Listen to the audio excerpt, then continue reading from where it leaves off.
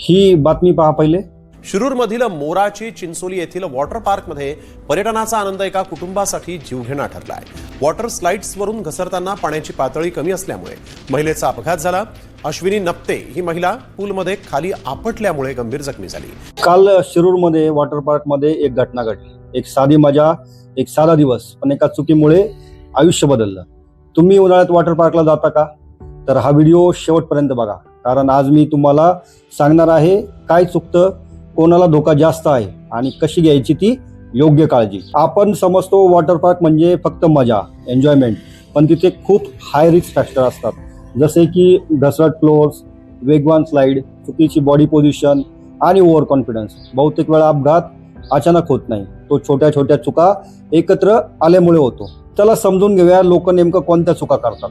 चुकीची slide technique, डोकं पुढे, बॉडी टेन्शन मध्ये, हे खूप धोकादायक आहे। गर्दीत घाई करणं, लोक वाट बघायला तयार नसतात, पुश करतात, बॅलन्स जातो। लाईफ गार्डवर जास्त अवलंबून राहणं, लाईफ गार्ड असला तरी तुमची जबाबदारी कमी होत नाही। शरीराचा थकवा आणि डिहायड्रेशन, उन्हाळ्यात बॉडी आधीच कमजोर असते।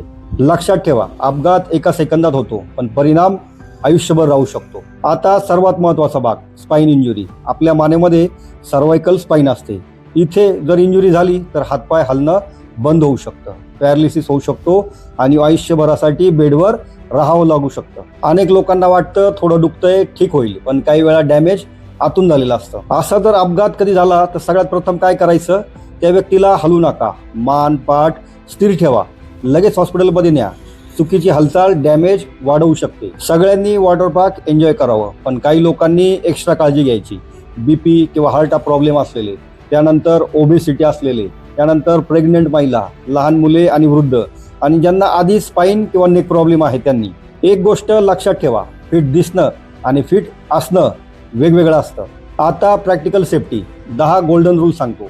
स्लाइड वापरण्यापूर्वी इन्स्ट्रक्शन्स वाचा, बॉडी पोझिशन योग्य ठेवा, धावत जाऊ नका, रनिंग अजिबात नको, गर्दीत घाई टाळा, त्यानंतर डिहायड्रेशन टाळा, पाणी भरपूर प्या, थकल्यावरती ब्रेक घ्या, लहान मुलांवर लक्ष ठेवा आणि रिस्की टंट अजिबात करू नका। त्यानंतर अल्कोहोल टाळा, काही डिस्कम्फर्ट वाटलं तर लगेच थांबा। सेफ्टी म्हणजे रिस्पॉन्सिबिलिटी आणि अवेअरनेस। मजा करा पण सुरक्षित राहून। हा व्हिडिओ प्रत्येकाने बघायला हवा, कारण एक छोटी काळजी तुमचं आयुष्य वाचवू शकते। हा व्हिडिओ शेअर करा आणि अशाच हेल्थ अवेअरनेससाठी चॅनेलला सबस्क्राईब करा। नमस्कार, मी आहे डॉक्टर गोरे, तुमच्या हेल्थसाठी नेहमी सज्ज।